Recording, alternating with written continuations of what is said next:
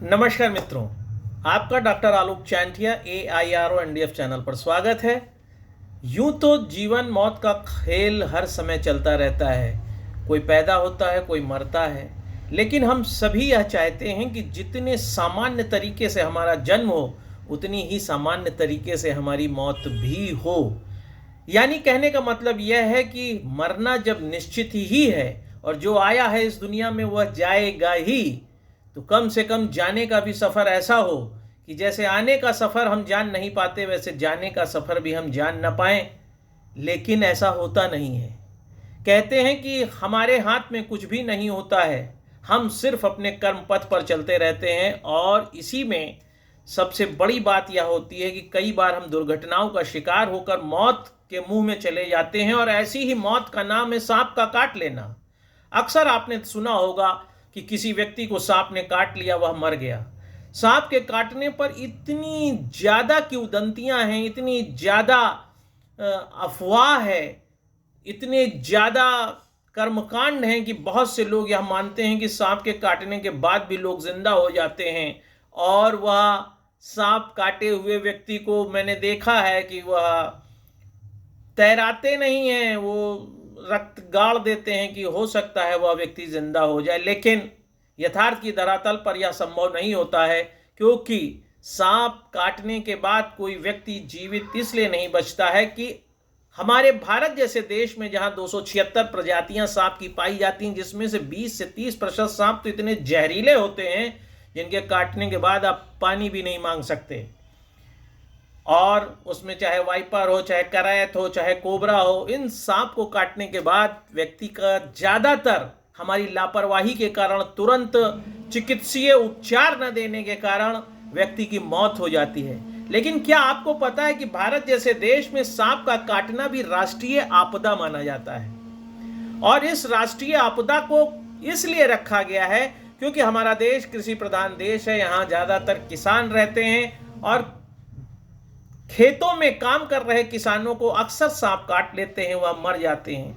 लेकिन इसीलिए भारत जैसे देश में, जिसका संविधान का अनुच्छेद 1 कहता है कि इंडिया दैट इज भारत, वह राज्यों का संघ होगा, वहां पर करीब करीब हर राज्य ने यहाँ एक सुविधा दे रखी है कि यदि कोई व्यक्ति सर्पदंश से मरता है तो उसे मुआवजे के रूप में एक धनराशि मिलेगी। जैसे केरल जैसे राज्य में अगर कोई व्यक्ति सांप काटने से मरता है तो राज्य सरकार उसे 2 लाख रुपए देती है। मध्य प्रदेश में अगर सांप के काटने से कोई व्यक्ति मरता है तो उसे 5 लाख रुपया दिया जाता है। यदि राजस्थान में कोई व्यक्ति सांप काटने से मरता है तो वहां पर भी 4 लाख मिलता है। बिहार जैसे राज्य में सांप के काटने पर 4 लाख मिलने का प्राविधान है। और मैं जिस राज्य में खड़ा होकर यह वीडियो बना रहा हूं, उस उत्तर प्रदेश में भी अगर कोई व्यक्ति की सांप काटने से मृत्यु हो जाती है तो उसे 4 लाख रुपया दिए जाने का प्राविधान है। भारत जैसे देश में जहां हर साल करीब 64,000 लोग सांप काटने से मर जाते हैं, उन लोगों को यह जानने की आवश्यकता है कि केवल आपकी नासमझी के कारण और सही बात, सही योजनाएं और सरकार की सही बातें न पता होने के कारण कई बार आप इस तरह के बातों का लाभ नहीं ले पाते। वैसे तो मौत होना दुर्भाग्यपूर्ण होता है, लेकिन अगर सरकार आपको इस काम में भी कुछ हेल्प करना चाहती है तो कभी कभी आपको जानकारी न होने के कारण आप इसका लाभ नहीं ले पाते हैं।